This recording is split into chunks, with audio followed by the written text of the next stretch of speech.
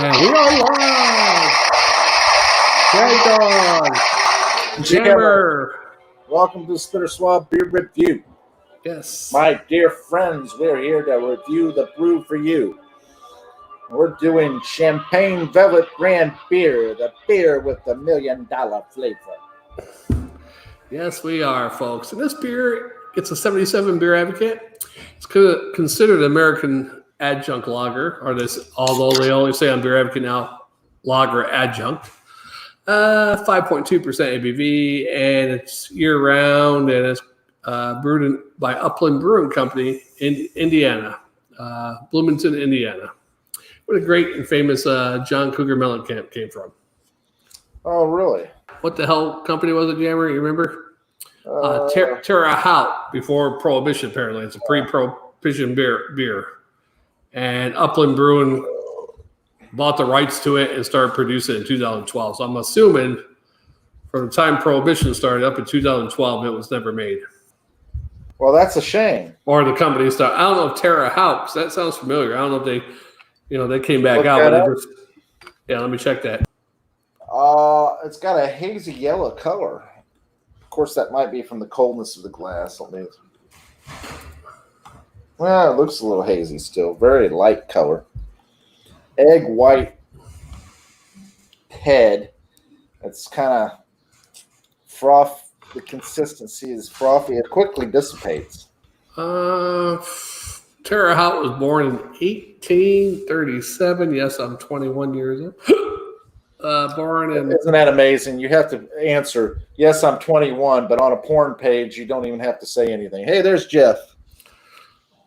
Hey, Jeff. Terre Haute Brewing Company was born in 1837. Let's see. 1869 to 1889, expansion years. I'm not going to read all the shit on there. 1892, 1902, becomes the seventh largest brewery in America at that time. 1918 and 1933, Prohibition year. During the end of Prohibition, the brewery changed its name to Terre Haute. It was called something else earlier. Under the name image, they produced a non-alcoholic version of Champagne Velvet and their own root beer. Eventually, the restrictions of Prohibition forced the brewery to suspend operations in 1928, and assets were sold. Crawford Fairbanks died in 1924, I guess the owner. Whole New Beginning in 1934, Oscar Bauer, a Terre Haute native, purchased facility, blah, blah, blah. For the occasion, fitly titled, I don't know. That's what it was titled? No, I wish. No, it did something after Prohibition ended on St. Patrick's Day, March 17, 1934. A parade led the celebration as bands played a march that was specifically written for the occasion, fittingly titled Champagne Velvet March. The company grew and employed 900 people and produced 1.5 billion barrels of beer per year. Yeah, million, my bad. I say that's the hugest brewery. So I guess this was still made. National Velvet was first canned 1935, 1940. 1990 Terre Haute residence. So I guess it was still made, all these years. And then this current company got it in 2012. Well, it's kind of strange that you can't find a beer jingle from them or commercial or anything. Yeah. What do you got for this one, Jammer? Like I said earlier, light, hazy, golden color. I had an egg white type head that quickly dissipated. It's a weird almost. This almost looks like piss, actually, watered down piss. It's got a hoppy, but kind of like bitter smell. Yeah, a little bit of corn adjunct, I guess. Yeah, corn. Shit. Mild floral overtones, I think. Very floral. Very mild. Yeah. Almost non-existent. Almost has not as quite as much, but a little bit of that like wet cardboard smell to it. I dripped over here, so I had to clean it up. Okay. Let me give it a sip. Let's do it. Cheers. Cheers.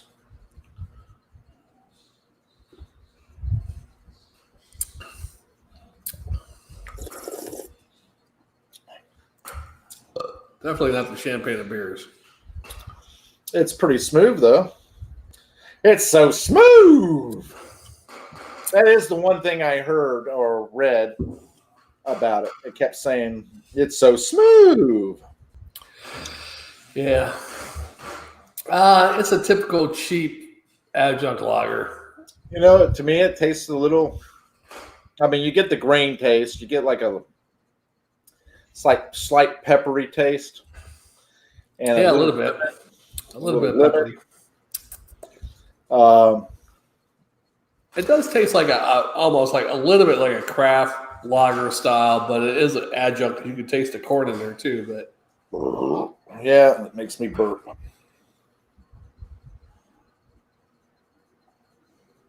I'm not a big fan. I'd take the Champagne of Beers Miller High Life over this. I don't know. This is not bad. I mean, this is why I like stouts. Shagdog. I like lagers.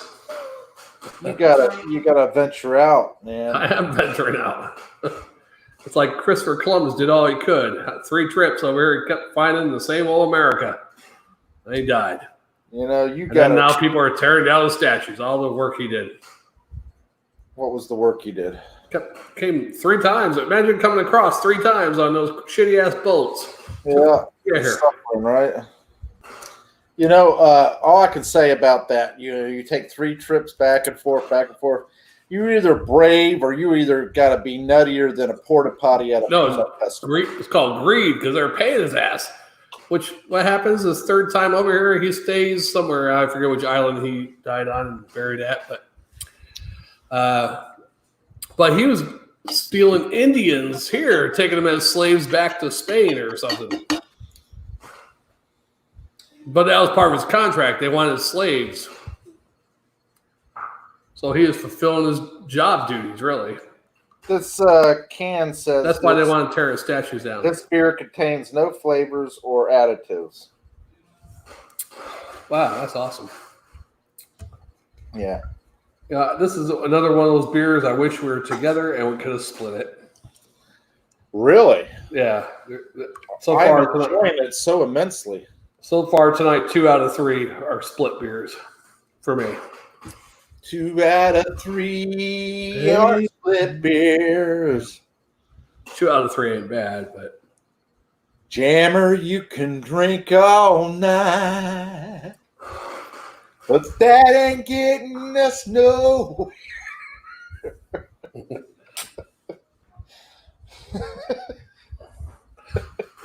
I wish I could take all these songs, just strip and rewrite lyrics and actually put it in the.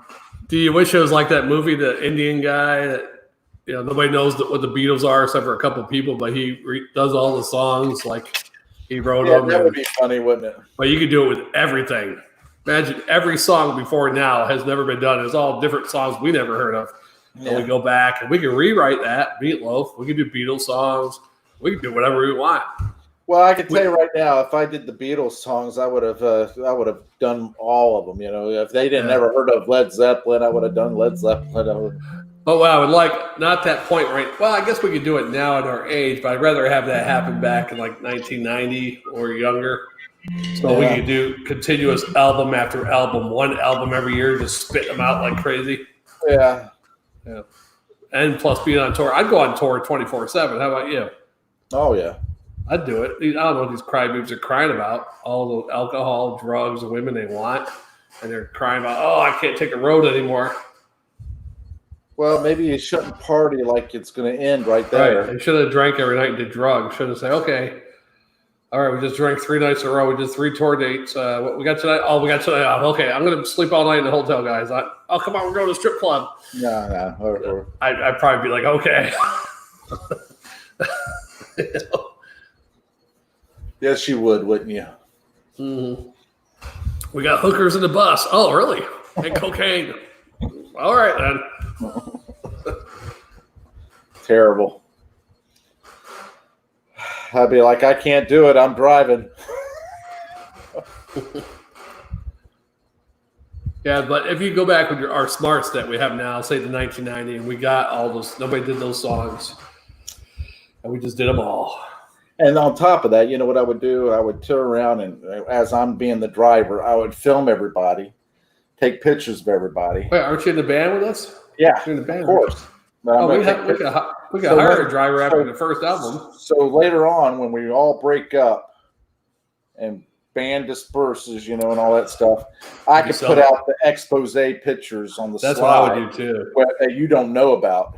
Oh, I'm going to do the same thing. I can't believe it. Who took those pictures of us? No, I don't know. I'm trying to sue them too if I ever find out who they are. Yeah.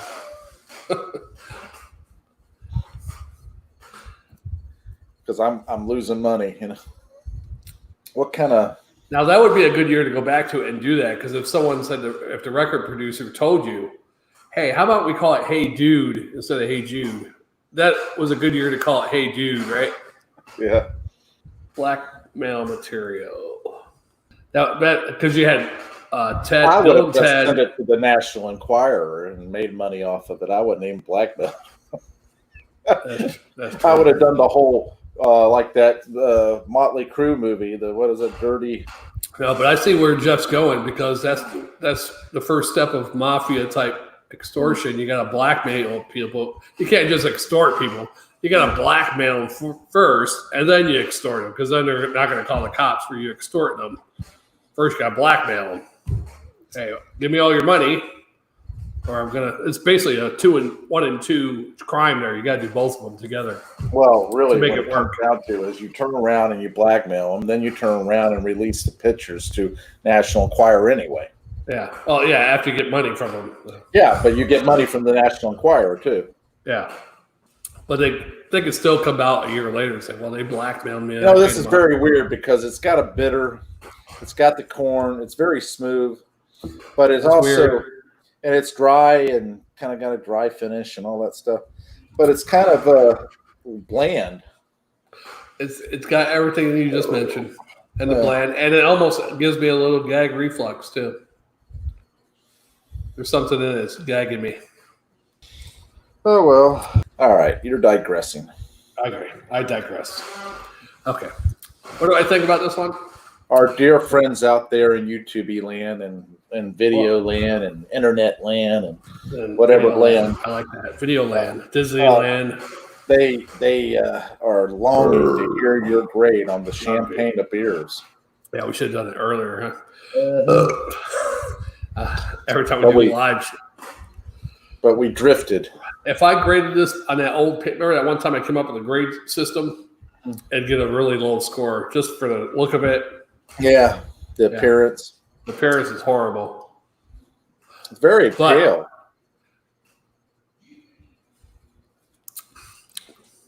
It's not the greatest. It's not the worst beer I ever had.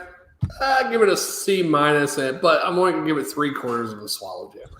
I'll give it a straight up C. I'll give it a full swallow because I can drink it. It is smooth. It's not it has bad some good qualities, flavor, but it's not a real flavorful or anything. It's kind of bland. It's kind of got a bitter. It's dry, crisp, refreshing. Yeah, to me, it has some good qualities, but it has some bad qualities too. However, it just doesn't live up to the hype of being the $1 million, the beer with $1 billion flavor. I don't think so, no. I mean, if they put a different, like champagne velvet shitty beer, then like that don't taste too shitty. I don't know why they're calling it shitty beer, you know? Or if they just called it the Champagne Velvet brand beer and premium Pilsner. Not put the $1 million stuff on there? Yeah, just put premium Pilsner like they have. I like if they put shitty beer underneath it. Because I'd be like, why do they call their own beer shitty? It's not that shitty. Don't drink our crappy beer. Don't drink. Yeah. That'd sell more, wouldn't it? I'd be like, because I'd probably give it a good grade. I don't know what the hell they're talking about. This ain't shitty. It's pretty good. Oh, well, it's better than the shitty beers that I've had.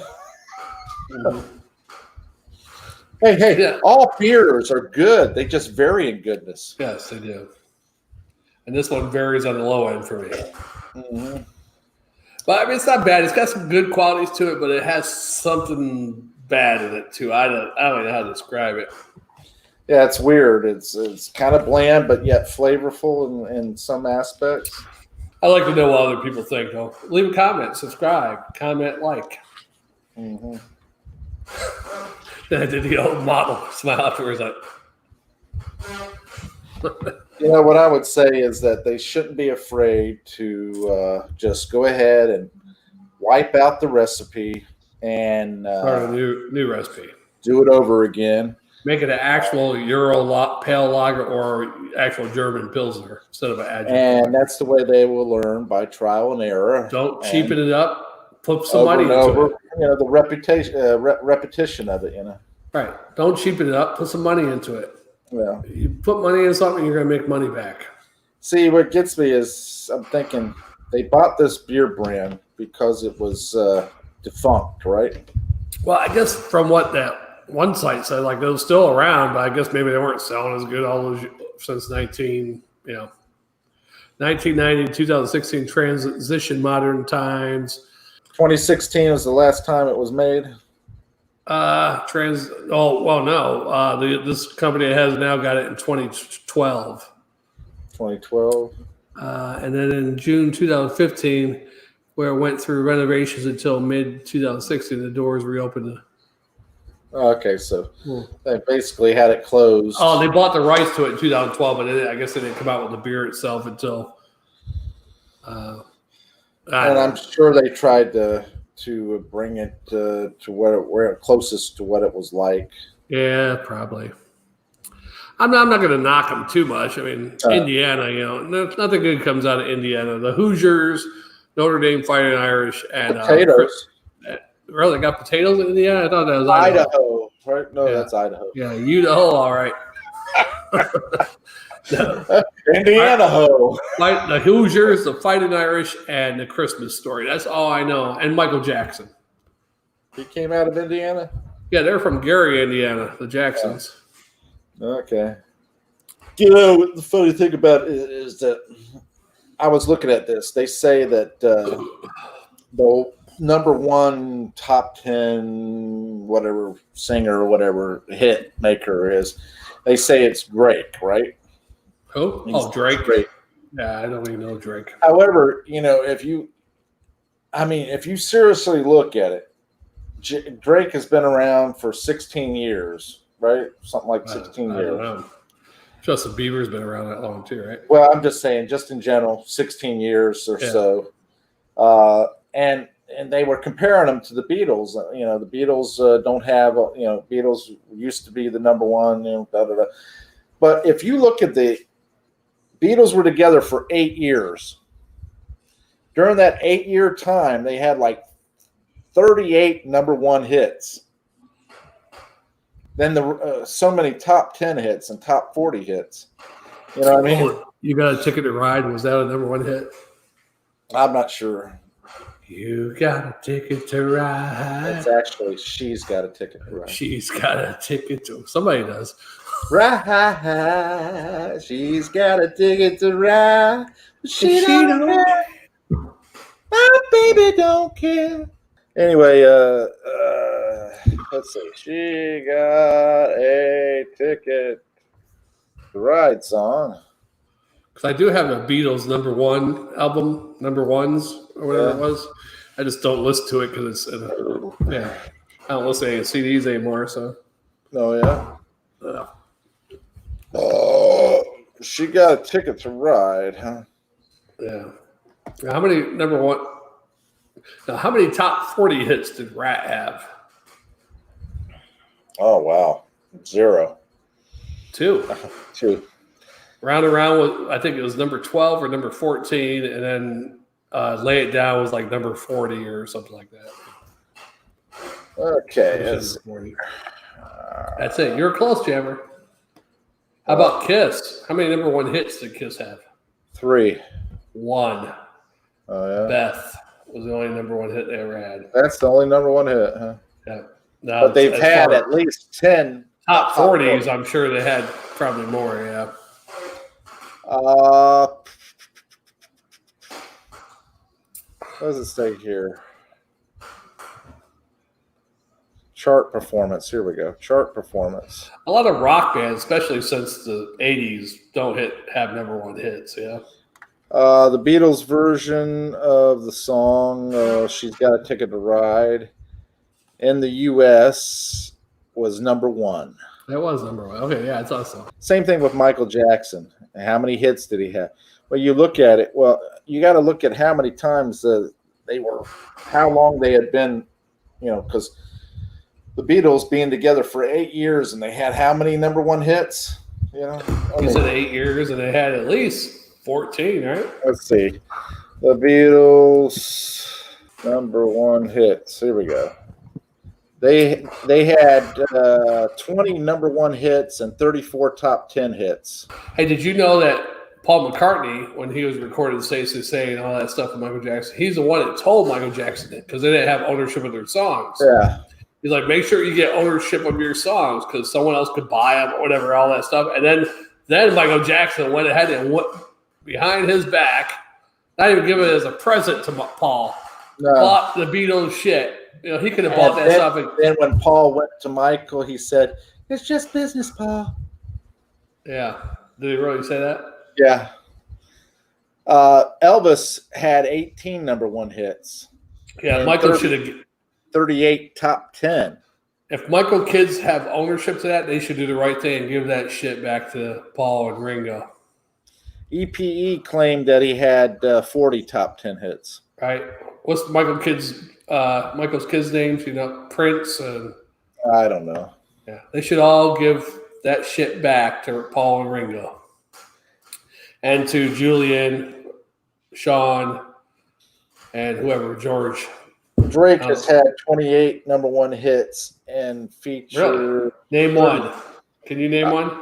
Can't name any of them. I don't even know. Justin Bieber, you know any of his hits? I don't know either. Jeff says Beatles rule. I agree. Yeah, I just put that one up there. I agree. I mean, I think they should make a movie about rats. Really? Rat had only 2 top 40 hits. And no, actually, the group perhaps best known for hit singles such as Round Around, Lay It Down, each track having ranked on the Billboard's top 40 as number 12 and 40. Yeah, 12. That's what I said earlier, 12 and 40. Pretty good memory, yeah? Mm-hmm. They do have, I know Out of the Cellar is double platinum. I know Invasion of Privacy is probably just regular platinum. It does say that the Beatles have tallied the most number one hits in a 61-year history of Hot 100, and with 20. Their closest competitor was Mariah Carey with 18. Yeah. My kind of lover. No, I mean, I like a lot of different music. You know that. In the late 70s, some of those songs. When it got to the 80s, I think because you had heavy metal coming out, you had glam metal coming out. Yeah, well. You had pop, almost pop rock, kind of like bands I've always been nice about Rat. Yeah. Well, I'm not going to be nice about it. Matter of fact, Billy Squier, when Rat first came out, they opened for Billy Squires, and then Billy Squires is opening for them later. And now Rat is opening for anybody they can get. Right. It's like the band Giant. They came out, in 1987, which was on the tail end of rock and roll, heavy metal rock and roll. They come out and they're late, They should have came out. They weren't too late. They just sucked. Because 87, you still had bands coming out. Skid Row didn't come out, until 88 was their album? 88, 89. They didn't suck. They had some good songs. Yeah, they had one good song. It's called I'm Small by Giant. All right, whatever. I tell you, you just don't like them because I said something about it. I'm a believer. Yeah. I see you in my dreams. What's their biggest hit, Giant? I would have to let me look. Biggest hit. It's not I'm Small, is it? If I'm right on that one, that's gonna be great. Hit. I'm small. The band scored a major hit in 1990 with "I'll See You in My Dreams." I never heard. I can't remember that one. I'll see you. I can't. Let me look it up. Because you did have some other bands come out then. You had Firehouse. late 80s, early 90s, Firehouse, right? Firehouse? I think Firehouse, yeah. They had like 3 or 4 hits, you know. I'm going to fast forward. All right, please do.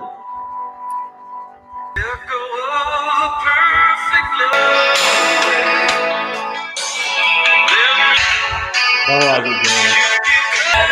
Yeah, I didn't like it. Sounds like a Foreigner song. Yeah, it's not the greatest band, but I mean, I liked a few of their songs like that. Almost like a Foreigner. Matter of fact, I think when that song first came out, I thought it was Foreigner. Well, you were wrong. It was Giant. Yeah. All right, so we've been on this video for 51 minutes. It's going to be a hard one to edit. Should I just cut out the last 30 minutes? You probably could cut out the last 45. It was some good bands. I'll leave the Giant part in there. You talk about Giant as one of the greatest bands ever. And I didn't say they were great. I said they were an all right band. Next to the Beatles, Giants are next. It's just like, there's several different bands that came out during the 80s that were one-hit wonders, Yeah, there's a lot of them. I can tell you right now, when I heard, just tell you, I listened to the heavy metal. I listened to the thrash metal, all that kind of stuff. I've listened to Iron Maiden and all that. But this will tell you, the Cars, when they came out, I liked their whole album. There's probably one album they have by them that I like the whole album, but I liked all their songs on that album. If you might think I'm crazy. Yeah, that one was a pretty good album. And a couple other ones. Yeah. Is that Footloose? No, that's Stingray. Stingray Chevrolet. That's the Stingray TV show. Oh, anyway, man. A TV show's calling you? Yeah, from the 80s. Oh, somebody, you got a song for somebody. Okay. So, like I was saying, they had some songs on it, and then they came out with the greatest hit. But the one group that I remember had one after the other hit, and I loved every one of the songs, was Huey Lewis. That whole Sports album. Great album. Tell you what, Huey Lewis and the News were out at the right. There were certain bands I might not have liked them 5 or 6 years later, or 5 or 6 years earlier.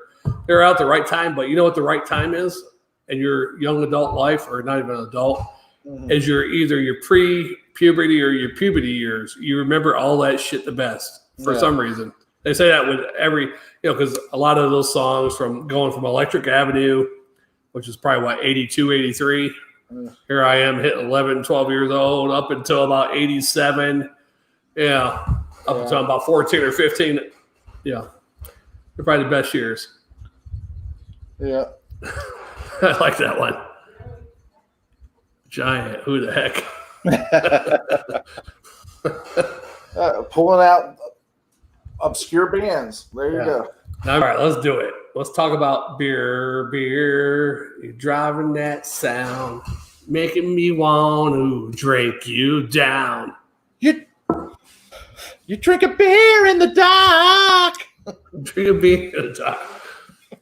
You're the last beer in line, beer. Last beer in line. Drinking beer in the boys' room. Drinking beers in the boys' room. Beer, sweet beer.